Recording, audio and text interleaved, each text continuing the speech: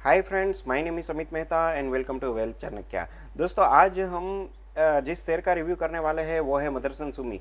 तो दोस्तों, सबसे पहले हम इसकी हिस्ट्री जानेंगे, इसके करंट प्रोस्पेक्ट जानेंगे, इसका बिजनेस मॉडल समझेंगे और इसके फ्यूचर प्लान जानेंगे। और फिर उसके बाद हम देखेंगे कि क्या इस शेयर में हमें इन्वेस्ट करना चाहिए, कौन सी प्राइस पे करना चाहिए, कब करना चाहिए या नहीं करना चाहिए। तो दोस्तों, आइए शुरुआत करते हैं। तो मदरसन सुमी सिस्टम लिमिटेड 1986 में इस्टेब्लिश हुई थी। ये एक इंडियन कंपनी और जापानीज कंपनी का जॉइंट वेंचर था। इंडियन कंपनी थी वो मदरसन सुमी की, करंटली जो मदरसन सुमी कंपनी है उसकी पेरेंट कंपनी थी जिसका नाम है संवर्धन मदरसन इंटरनेशनल लिमिटेड। और जापान की एक कंपनी जिसका नाम है सुमी मोटो वायरिंग सिस्टम लिमिटेड। तो मदरसन का मदर और सुमी का सुमी, ये मिला के मदरसन सुमी कंपनी का इस्टेब्लिशमेंट इन्होंने करा था। 1993 से ये बॉम्बे स्टॉक एक्सचेंज और नेशनल स्टॉक एक्सचेंज पे लिस्टेड कंपनी है।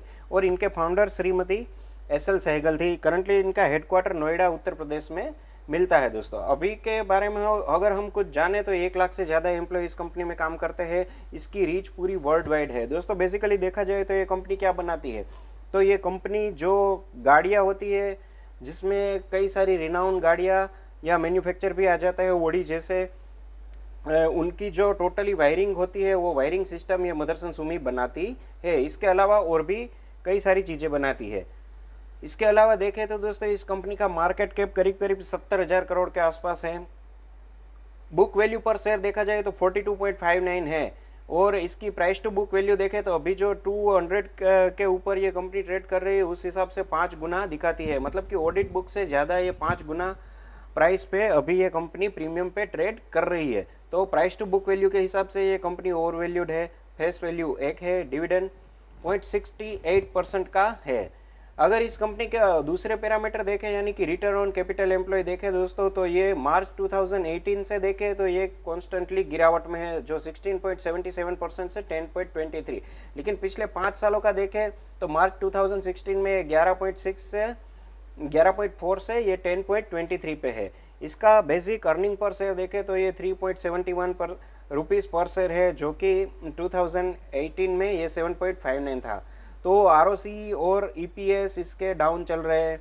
प्राइस टू अर्निंग देखें यानी कि इक्विटी को शेयर की प्राइस से डिवाइड करते हैं तो जो मिलता है वो है प्राइस टू अर्निंग रेशियो। तो ये करीब करीब 16.46 चल रहा है, जो कि 2018 में 27.31 था। तो ये तीनों पैरामीटर यानी कि आरओसी, बेसिक ईपीएस और प्राइस टू अर्निंग रेशियो फिलहाल इस कंपनी का थोड़ा डिक्रीज हो रहा है। मदरसन सुमी देखें तो ये largest manufacturing of wiring harness of commercial vehicle and rear view mirror, यानी कि ये रियर व्यू मिरर और जो वायरिंग होती है कमर्शियल व्हीकल की, उसके ये लार्जेस्ट प्रोड्यूसर है। और ये इनका बिजनेस इंडिया, यूरोप और दुनिया की कई सारी कंट्री यानी करीब करीब 41 कंट्री में फैला हुआ है। और मैंने जैसे पहले भी बता दिया कि बड़ी बड़ी कार मैन्युफैक्चरिंग कंपनियां इसकी क्लाइंट है। और ये कंटिन्यूसली 7 ईयर के लिए ये इंडिया की नंबर 1 ऑटो एंक्लियरी रही है।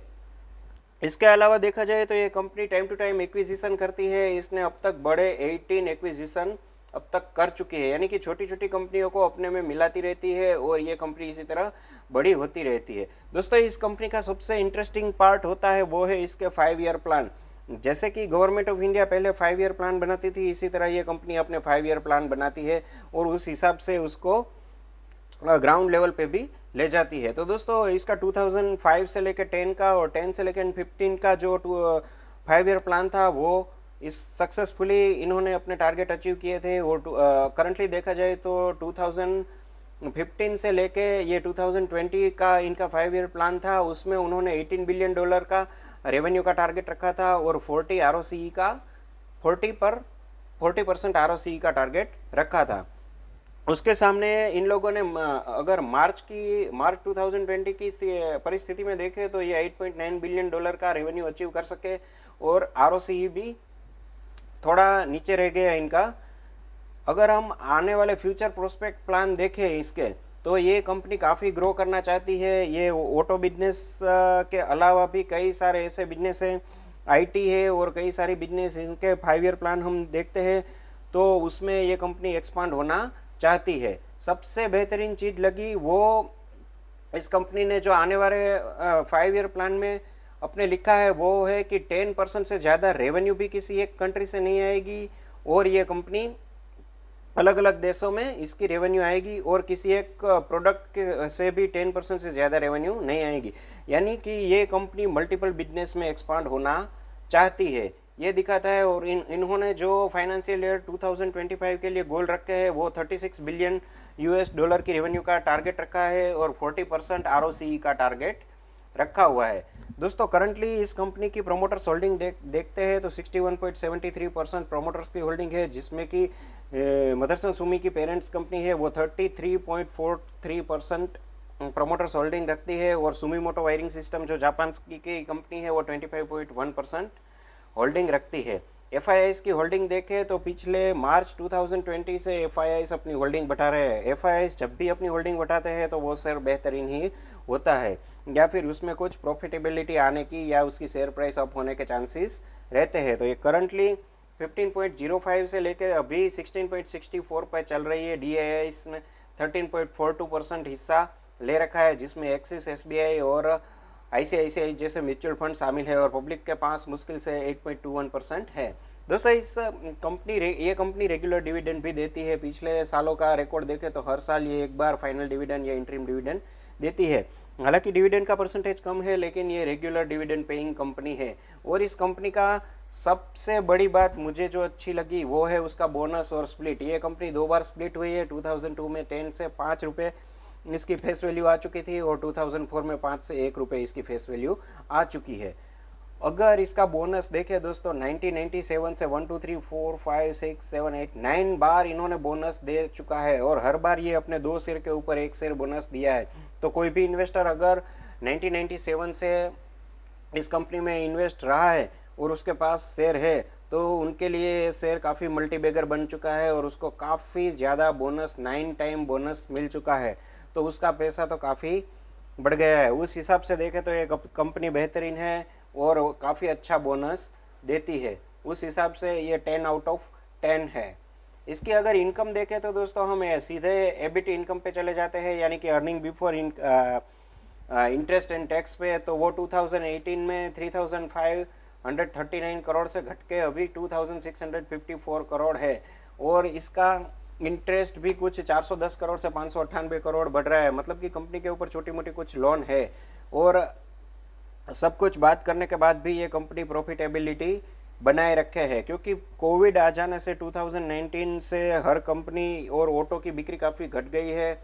तो ये प्रॉफिट में गिरावट हम समझ सकते हैं कि क्यों आई है। और करंटली प्रॉफिट देखें तो 1237 था, जबकि 2018 में ये प्रॉफिट 2121 करोड़ था। इसके अलावा दोस्तों अगर ये इसकी सेम ग्रुप की कंपनी में अगर हम पीयर कंपैरिजन करते हैं तो ये company one of the largest company अपने ग्रुप में है, और प्राइस टू बुक वैल्यू के हिसाब से ये शेयर थोड़ा ओवर वैल्यूड है, लेकिन इसका रिटर्न ऑन इक्विटी 10.39% हो चुका है, और इसका नेट प्रॉफिट 1237 करोड़ हो चुका है। अगर ग्राफ पे देखें तो ये कंपनी ने जो अपना 5 ईयर प्लान अनाउंस किया था उसके टारगेट को देख के मार्केट हमेशा फ्यूचर को देख के चलता है, तो मार्केट ने उसको रिस्पेक्ट किया, और उसकी प्राइस करीब 150 या 60 के आसपास चल रही थी। वहाँ से ये 220 रुपये हुए थे। अब हम इन्वेस्टमेंट पे आ जाते हैं। तो दोस्तों जो हाई रिस्क लेने वाले इन्वेस्टर है और लंबी अवधि का नज़रिया रखते हैं तो वो लोग इस कंपनी में थोड़ी सी गिरावट आए तो इन्वेस्ट कर सकते हैं। और जो डिफेंसिव इन्वेस्टर है वो 200 रुपये के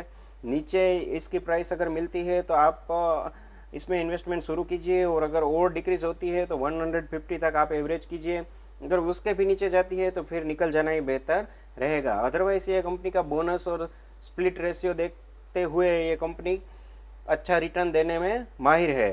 तो अगर आप लंबी अवधि का नज़रिया रखते हैं, और कुछ इसकी और भी खबरें चल रही है कि ये कंपनी अपना बिजनेस अलग कर रही है, कुछ कंपनियों में तो कुछ बोनस शेयर भी मिलेंगे। ये सारी खबरों को देख के आप अगर इस शेयर में इन्वेस्ट करना चाहते हैं और आपका नज़रिया अगर 3 से 5 साल का हो तो आपको एक अच्छा प्रॉफिट मिल सकता है। दोस्तों शेयर मार्केट में इन्वेस्ट करना रिस्की है, लेकिन अगर आपको रिवॉर्ड अच्छा चाहिए तो थोड़ा बहुत तो रिस्क लेना ही पड़ता है। तो दोस्तों आज का ये वीडियो का रिव्यू अगर आपको अच्छा लगा हो तो मेरी चैनल को लाइक्स कीजिए, शेयर कीजिए, दोस्तों को भी सब्सक्राइब कीजिए। मिलते हैं अगले वीडियो में, बाय।